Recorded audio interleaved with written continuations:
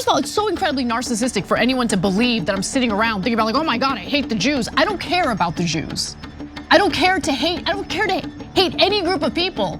I hate what we're seeing right now in Gaza, funded by, aided and abetted by the American government. I have a problem with that. Why would I have a problem with Judaism or Jewish people? I've been doing this job for 20 freaking years. I've never once been accused of anti-Semitism until I became incredibly vocal in condemning Israel's war crimes and genocide. Dropsite News has revealed that since the so-called ceasefire with Gaza, Israel has actually carried out a lot more killings in the enclave, okay? So this is a ceasefire that was allegedly accomplished last October between Israel and Hamas. But since then, over 800 Gazans have been killed and over 2,000 have been wounded. How is that a ceasefire? It's not. There was never a ceasefire in Lebanon. There was never a ceasefire in Gaza. It is a joke that we are aiding and abetting this barbarism. So today, Dropsite stated that Israeli forces have now carried out 1,228 airstrikes and shelling attacks and 1,060 live fire incidents across Gaza since the so-called ceasefire, scare quotes, was agreed to last October. And that's according to a report shared by the Palestinian side with mediators and obtained by Dropsite News. And it's wild how many people get killed on a daily basis. All Israel did is they slowed down the slaughter. So it's just a death by 1,000 cuts. We're gonna continue carrying out the genocide, but let's distract everyone with other things, including an illegal war against Iran that our country got dragged into. And of course, there's also Israel attacking Lebanon. And everyone will forget about Gaza. We'll just do fewer killings so we don't draw anyone's attention. Tuesday alone saw 10 new violations recorded across the Strip, including strikes that killed 3 Palestinians, among them 15-year-old Mahmoud Mohammed Sawil, and wounded dozens more.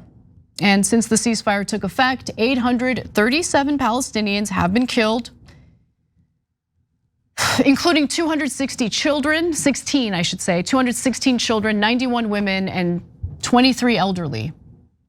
And 2,381 wounded, of whom more than half are children, women, or elderly. 73 civilians have also been detained. They're probably being tortured and raped as we speak. I'm not just saying that, it's based on multiple reports, testimony from Palestinians who had previously been held hostage in these facilities.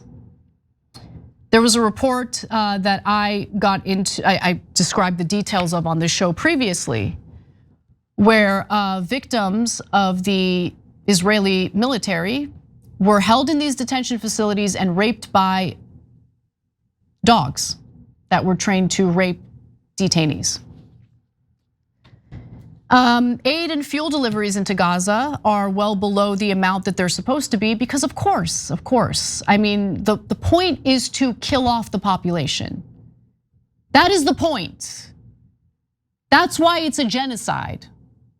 And you know how I know it's the point? Because Israeli officials have said it themselves publicly on multiple occasions. How much more evidence do people need? Oh, it's not a genocide. Your own government officials say it's a genocide. It's a genocide. I mean, like their actions and their statements, they make the statements, their actions match the statements. It's a genocide. It's simple. It's not difficult. It's not that complicated.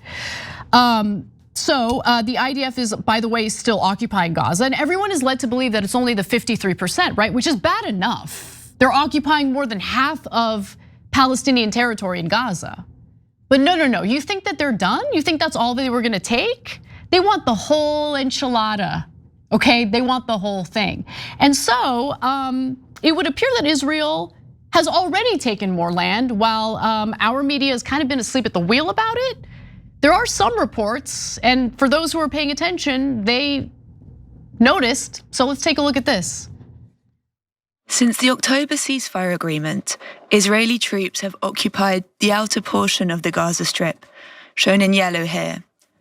But this map also shows an expansion in the military zone, the border of which is represented by the red dotted line. The new demarcations increase the restricted zone by 11%, bringing almost 2/3 of Gazan territory under Israeli control. The Israeli military has said that the area between the two lines is restricted to enable aid delivery and that civilians will not be affected. But at least 3 Palestinians working with foreign aid groups have been killed by Israeli assaults in the area since mid-March. The IDF strikes tent encampments full of civilians, literal civilians who have been displaced, who have been robbed of their homes, who have been robbed of everything. They're being bombed after being robbed of everything. And then the pro-Israel crowd has the freaking audacity to smear us as anti-Semites as if we have a problem with Judaism. I don't give a damn about Judaism. Why would I? First of all, it's so incredibly narcissistic for anyone to believe that I'm sitting around thinking about like, oh my God, I hate the Jews. I don't care about the Jews. I don't care to hate any group of people. I hate what we're seeing right now in Gaza, funded by, aided and abetted by the American government. I have a problem with that. Why would I have a problem with Judaism or Jewish people? I've been doing this job for 20 freaking years. I've never once been accused of anti-Semitism until I became incredibly vocal in condemning Israel's war crimes and genocide. I want to be clear, I don't care about identity at all. I just don't. I know I'm supposed to. I know I'm supposed to be like, oh my God, you know. I don't care. I see you as a human being. Are you a good human being or a bad human being? You're carrying out war crimes and you're slaughtering innocent people, you're bombing tent encampments, you're a bad human being. Doesn't matter what your religious belief is, doesn't matter what your identity is. What matters is what your actions are. Meanwhile, the IDF just intercepted a flotilla that was headed for Gaza in order to provide some relief, considering the Israelis continue blocking much needed humanitarian aid into the enclave. Take a look. On hunger strike in Israel in defense of their mission, Saif Abu Keshek and Tiago Avila remain in detention after being seized by Israeli forces on Wednesday night off the coast of Greece. They were taking part in the Global Sumud Flotilla, a coalition of more than 170 international activists on more than 50 boats. They set sail from Spain on April 12th, aiming to deliver humanitarian aid to Gaza and to break Israel's blockade of the Strip. On the night of April 29th, Israeli forces intercepted several boats off the coast of the island of Crete. The Israeli Navy transferred the activists onto Greek boats, and they were disembarked on the island more than 1,000 kilometers from Gaza. That's in contrast to last October, when activists taking part in that Global Sumud Flotilla mission were able to go further. According to the group, several boats were able to reach near the coast of Gaza before being intercepted by Israeli forces. Attempts to breach the lawful maritime security blockade of the Gaza Strip. The Israeli Foreign Ministry said that earlier action this time was due to the large number of vessels taking part. Those 2 men who are detained right now by Israel need to be let go immediately. Let's be very aggressive in that call. And those 2 men, by the way, let's have a discussion about masculinity, since the culture warriors in this country, on the right especially, love to focus on the masculinity crisis. Oh, it's the feminists' fault. Those 2 men that were detained by Israel are real men. Want to know what real men do? They look at injustice and they want to do something about it. They see women and children suffering and they want to do something about it.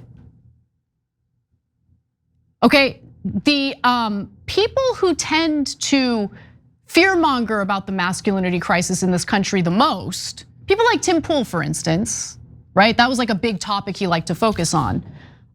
He's a fence sitter when it comes to the issue of Israel.